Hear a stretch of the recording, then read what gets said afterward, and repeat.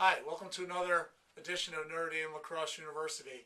This week we're going to talk about a ground ball drill that we do about once a week that centers around developing the ability and skill around a very specific ground ball. A ground ball that takes place on what we call the front porch, kind of between the hashes and within 10 yards of the front of the goal.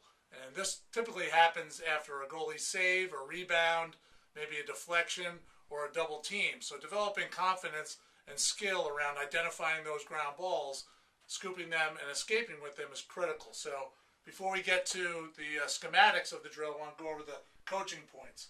What we're trying to do is we're trying to reinforce the language that we use around rebounds. A fire call comes from our goalie, and it's him recognizing that there's a ground ball loose near the goal that he can't reach himself. So we need to kind of alert our defensemen, and they're going to develop the intensity and the physicality around recognizing that situation.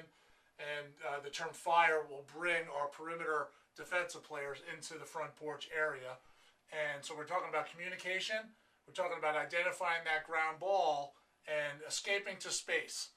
And that might be getting to an open area or evading an opponent. And again, talking about our language and recognizing how you can go from a stop to a possession that ultimately will lead to a clear and your appropriate personnel getting on the field. So the name of the drill is the fire escape drill. And again, we're reinforcing loose balls in front of the goal, escaping to space. And within the drill, you can see from the schematics right here, we're going to create pairs of our defensive players. So this can go all along the goal line extended. So we'll bring some extra goals in, and we'll run, if this is the goal line, all the way through sideline to sideline. And we'll create different pairs. All these are different pairs of defensemen or short stick D-middies.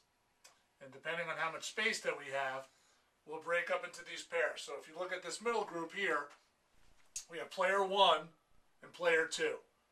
These are 4 cones spread out roughly in front of the goal. These can be moved a little bit closer to goal line extended if you want. You obviously can change the shape, move one cone out here, move this cone inside. You can do it any way you want. The way I have it arrayed right here is in a perfect square. And so you have player 2, and he's your partner. He's got one ball or a group of balls here that he's ready to roll out. And so at the start of the drill, grows the ground ball out to player 1. He scoops, and he has to escape around one cone. And this cone represents open space, or maybe a riding attackman, or maybe one of his own teammates is in the way. So he's got to scoop this ground ball, and then of his own choosing, picks a cone to escape around. These are cones right here. Sorry. So there's 4 cones arrayed.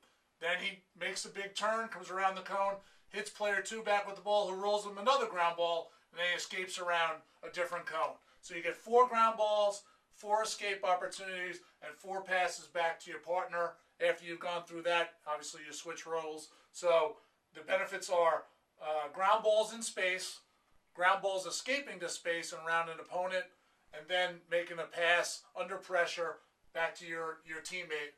And so you also get a conditioning component because you get 4 ground balls in about a 15-second time period, and then you switch. And you go through, depending on how much time you have, maybe get each guy through 3 times, so he's going to get 12 ground balls in a real short time period. Again, reinforcing skill in this area, poise, the technique of scooping and escaping, and developing some momentum around the cone, and then getting around to making a good pass to your teammate. So that's the fire escape drill, and thanks for joining us on NDLU. We'll see you next time. Come on, Ty. Help to that space. Get around the cone sharply, Ty. Don't fade to space. I want you around the cone sharply. Then back to him. Make that big turn. Make that big turn.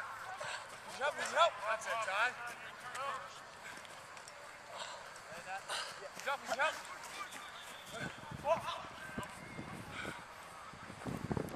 As you're coming to the cone, right? Whether this is open space, or you need to make a turn, or you need to make a big turn, you come around it. It should not be shaped like a V. You should come around it. Around this turn hard. Get your chin, shoulders, chip, hips, knees, toes pointed at your partner. Don't come around and throw Yes. The fader. Make that big turn. Find them. Chin, chest, hips, knees, feet will all follow as you make your big turn. Stay here. Right, Con? Yep. Ball. That's it, man. Help. Ball. Here you go. Yep. Ball, hit ball. Help. Turn. Help. Ball. Ball.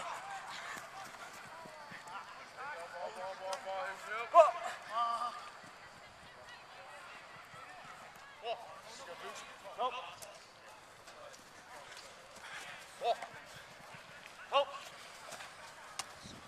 Hold up there, Ron. You get this ground ball, and you're attacking this open space on this guy. You can walk the dog and come around, do a full walk the dog. You come around, walk the dog, and roll out of it.